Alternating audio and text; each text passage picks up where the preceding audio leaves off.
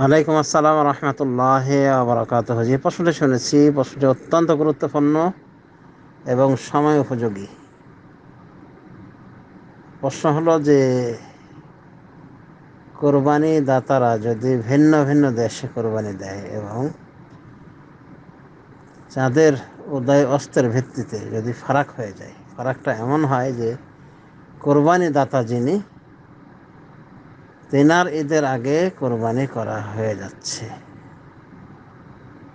বা তার কোরবানির দিনগুলি ওভার হওয়ার পর, শেষ হয়ে যাওয়ার পরে কোরবানি করার দিন পড়ছে। তো এরকম যদি কোরবানি হয় তাহলে কোরবানি বাতিল, উভয় অবস্থাতে কোরবানি বাতিল হলো এবং ওই পশুটা শুধু গোস্ত খাওয়ার বকরিতে পরিণত হলো। এটা তো অনেক দুঃখজনক বিষয় হয়ে গেল। কাজটা আবেগী হলো কিন্তু শরিয়া সম্মত হলো না, মানে কোরবানি দাতার কোরবানি গ্রহণ হলো না। ওই আবু বরদাহ রাদিয়াল্লাহু আনহুর মতোই হলো, উনি কোরবানির পশু জবাই করে দিয়েছেন ঈদের আগে, ঈদের সালাতের আগে কোরবানির পশু জবাই করে খাওয়া দাওয়া করে মেহমান সহ খেয়ে দিয়ে উনি ঈদের মাঠে গিয়েছিলেন। ওদিকে রাসূলুল্লাহ সাল্লাল্লাহু আলাইহি ওয়াসাল্লামকে খুতবায় আলোচনা করতে শুনলেন যে এইভাবে যারা সালাত আদায় করবে এবং সালাতের পরে কোরবানি করবে, ফাকাদ আসাবা সুন্নাতানা, তারাই আমাদের সুন্নাত পেয়ে যাবে। আর যে ঈদের সালাতের পূর্বে কোরবানি করলো সেটা তার গোশত খাওয়ার বকরি মাত্র, এটা কোরবানি বলে গণ্য হবে না। আবু বুরদাহ কিন্তু ছিলেন যার এই অ্যাক্সিডেন্ট হয়ে গিয়েছে, উনি তো স্পষ্টভাবে শুনলেন যে কোরবানি হবে না ঈদের আগে, ঈদের সালাতের আগে। পরে উনি বললেন যে ইয়া রাসূলুল্লাহ, আমি তো আমার কোরবানির পশু জবাই করে দিয়েছিলাম ঈদের আগেই। তখন রাসূলুল্লাহ সাল্লাল্লাহু আলাইহি ওয়াসাল্লাম তাকে বলেছিলেন যে ওর স্থানে আরেকটা বকরি জবাই করো। আর আগেরটা সম্পর্কে বলেছে তিলকা শাত লাহমিন, এটা গোশতের বকরি মাত্র, মানে এটা গোশত খাওয়ার বকরি, মানে কোরবানির বকরি নয়, কোরবানির ছাগল নয়, কোরবানির পশু নয়। সহিহ বুখারীর হাদিস। তো এই হাদিস থেকে জানা গেল যে কোরবানির ঈদের আগে, কোরবানির ঈদের আগেও যদি, সালাতের আগে যদি কেউ কোরবানি করে তাহলে হবে না। অবশ্য কোরবানির টাইমে যদি হয়ে থাকে কিন্তু কোনো এলাকায় ঈদের সালাত বিলম্ব করেছে তবে সেটা আলাদা কথা, কিন্তু নর্মালি এটাই হলো নিয়ম যে ঈদের আগে কোরবানি হয় না। তো যেখানে ঈদের আগে কোরবানি হয় না সেখানে ঈদের একদিন আগে কোরবানি কেমনে হবে? এটা তো ওই গোশত খাওয়ার পশু হয়ে গেল। সুতরাং বিষয়টি অত্যন্ত, মানে কি বলবো, সিরিয়াসলি নিতে হবে। তো যারাই এভাবে কোরবানির পশু বিদেশে পাঠিয়েছে, বহির্দেশে, এবং এরকম ফারাক যে তার কোরবানির আগে, তার ঈদের আগে তারা ঈদ করে নিয়েছে, তাহলে তো কোরবানি বাতিল, তার কোরবানি হবে না। হ্যাঁ, ঈদের পরেও যদি এমন ধরে নেওয়া যায় যে ঈদের মেন দিন যেটা 10 তারিখ, সেটা সম্ভব হলো না, পরে হলো, তো ঈদের পরেও আরও 3 দিন থাকে কোরবানির দিন হিসেবে, সেই হিসেবে আশা করি ঈদের পরের আরও 3 দিন এর ভেতরে যদি কোরবানি হয়ে যায় তার পশু, তাহলে সমস্যা হবে না, কোরবানি বলেই গণ্য হবে। কিন্তু আগে হয়ে গেলে তো এটা প্রবলেম, কখনোই সেটা কোরবানি বলে গণ্য হবে না, সেটা ওই আবু বরদাহ রাদিয়াল্লাহু আনহুর মতো ওই গোশত খাওয়ার পশুতে পরিণত হবে। তা যে এটা জেনে হোক বা অজানাই হোক একই কথা, যে ওটা কোরবানি বলে গণ্য হবে, কারণ জানাশোনা কথা যে কোরবানির সময় হবে, কোরবানির সময় আসা একদিন আগেও নয়।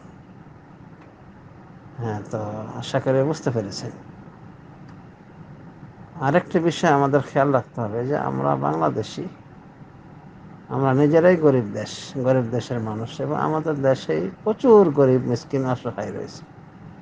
তো যদি এরকম মাসলা মাসার প্যাঁচে পড়া লাগে কোরবানির পশু বহির্বিশ্বে দেওয়ার জন্য, তাহলে তো অন্তত এই বিষয়ে এত আবেগী হওয়া ঠিক নয়। এমনি তো শেখ ইবনে উসাইমিন, শেখ সালেহ ফাউজান, ওনারা কোরবানির পশু দেশান্তর করতে নিষেধ করছে।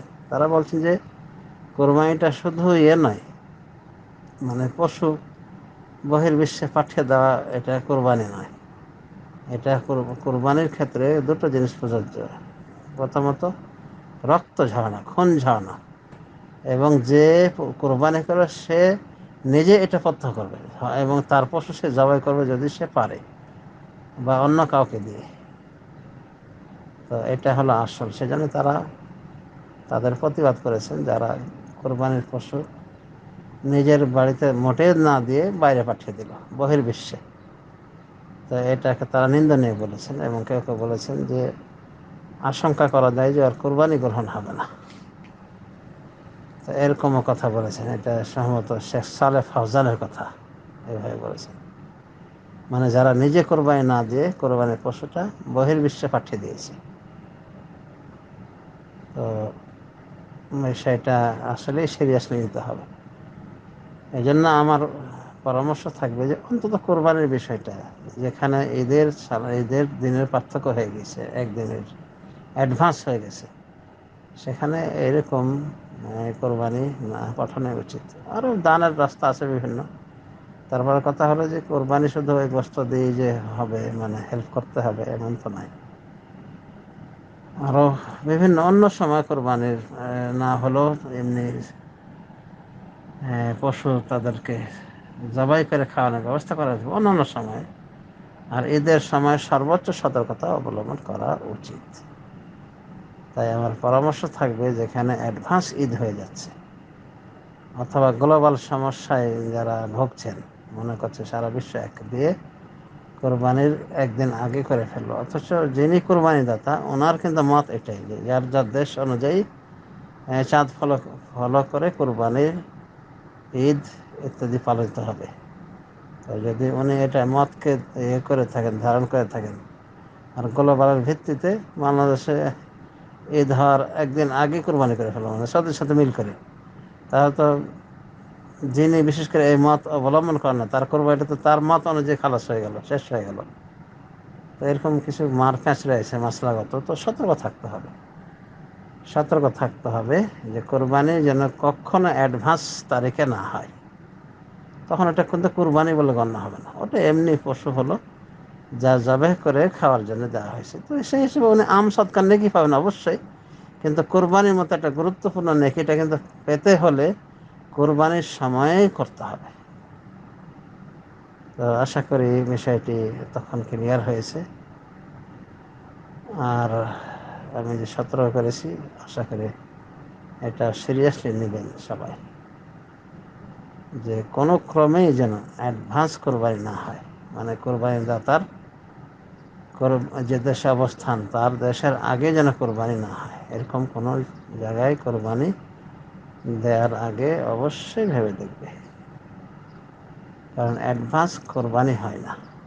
মানে কোরবানির দিন আসার আগে কোরবানি যে দেওয়া হচ্ছে বিভিন্ন দেশের ভিন্নতার কারণে, চাঁদের ভিন্নতার কারণে, এই কোরবানিগুলি ওই ব্যক্তির পক্ষ থেকে গ্রহণ হবে না, এটাই স্বাভাবিক। আল্লাহ আলম।